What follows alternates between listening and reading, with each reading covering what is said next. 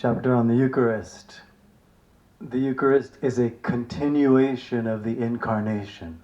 Irenaeus 125 to 202. This chapter starts on page 447. Some people forget that before there were any Gospels and epistles, even before there were any people called Christians, the followers of Jesus met together to do the one thing he commanded of his apostles: do this in remembrance of me. Following Pentecost, Jesus' followers met and did as Christ commanded, reenact their Last Supper together.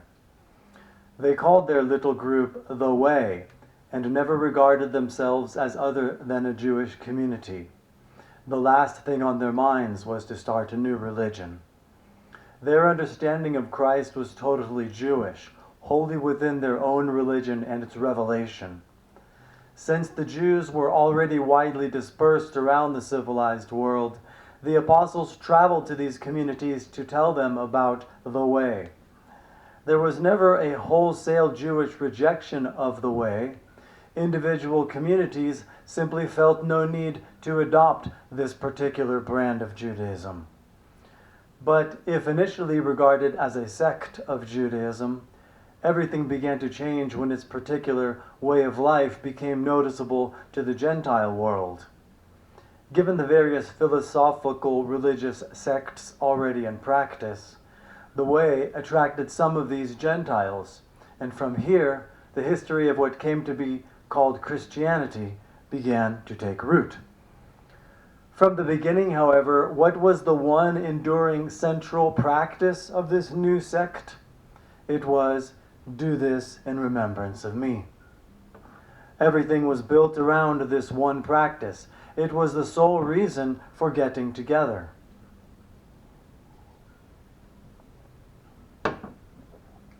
Around this practice there arose particular prayers, talks, feasts, a whole form of participation or protocol, what today we might call its particular rites.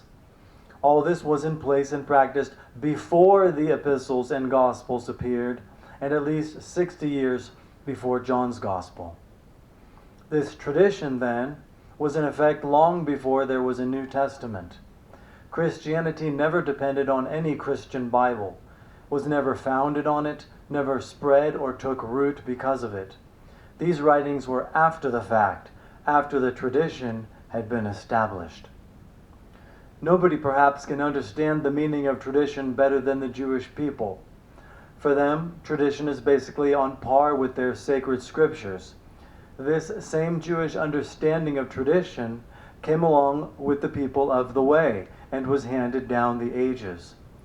No one familiar with the early fathers could miss their constant reference to tradition. Although personally I found this somewhat disconcerting and even questionable, nevertheless, it is not only there, but remains here today.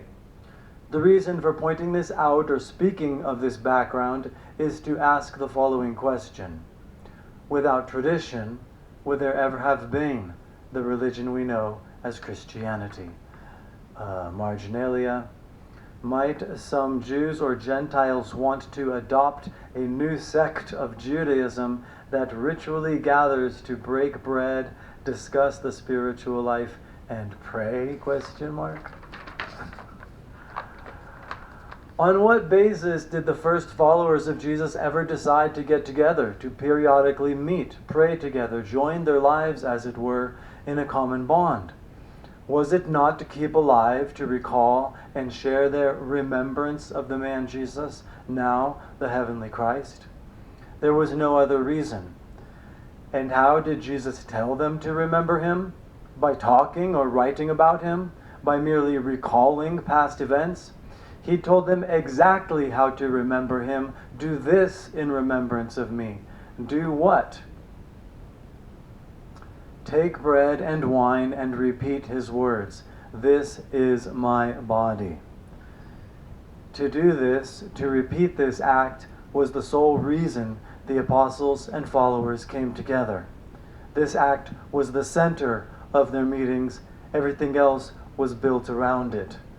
Just as a side note, in one of the weekend discussions where they're talking about this book. There was a debate between, I won't give her name, but a friend, and Bernadette about this. This is my body, and that this is not Jewish. So anyway, it's up for you to make up your own minds on if this is something completely new or not. Back to the text. It was doing this, Jesus' one commandment, reenacting his Last Supper on earth, that was the way of keeping Christ present among them, and why they called themselves people of the way. Without this reenactment, there would never have been what later became called Christianity. So this was how, why, and where it all got started. By doing exactly the one thing Jesus ever told them to do. This was the way Christ would be with them always, even to the end of time. Just as a side note, that's the transcript of that, along with my Cheeky Bastard commentary, is one of my books. I think it's called...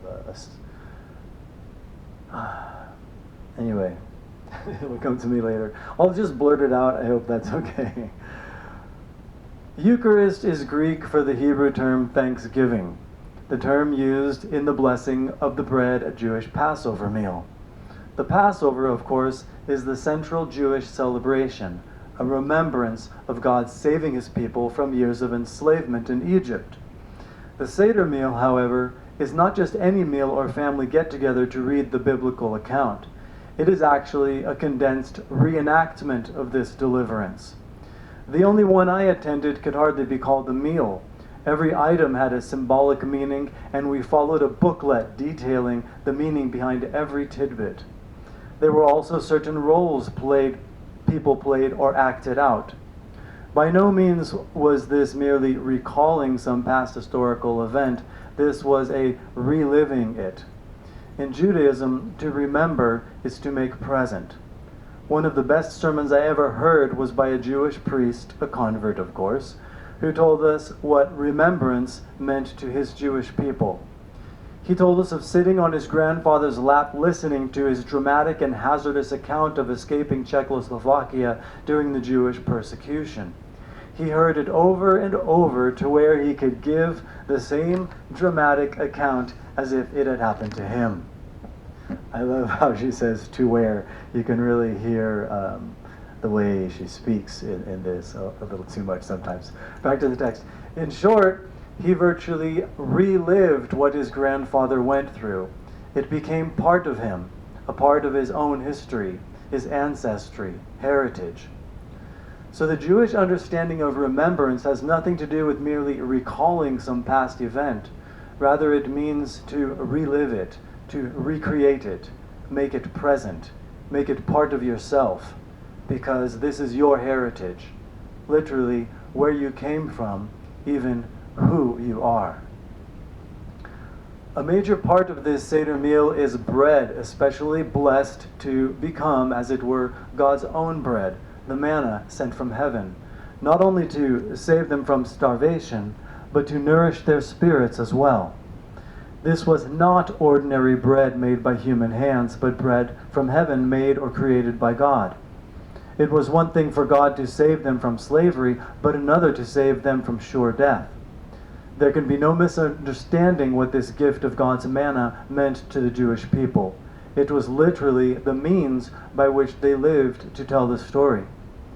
It is only against this background of Judaic history one can understand what the term remembrance meant to the Jews, to Jesus and the apostles at their own Passover meal together. When Jesus pointed to the bread, not to his own physical body, blessed it and said, "This is my body," everyone understood this as the heavenly bread made by God, sent down to earth by God for man to live by, to be nourished and saved. As the Jewish mystic Philo of Alexandria put it, quote, "The Logos is the divine agent in creation and also the daily bread from heaven whereby man's spiritual life is fed," end quote. The apostles obviously never understood this bread as Jesus' present physical body. As usual,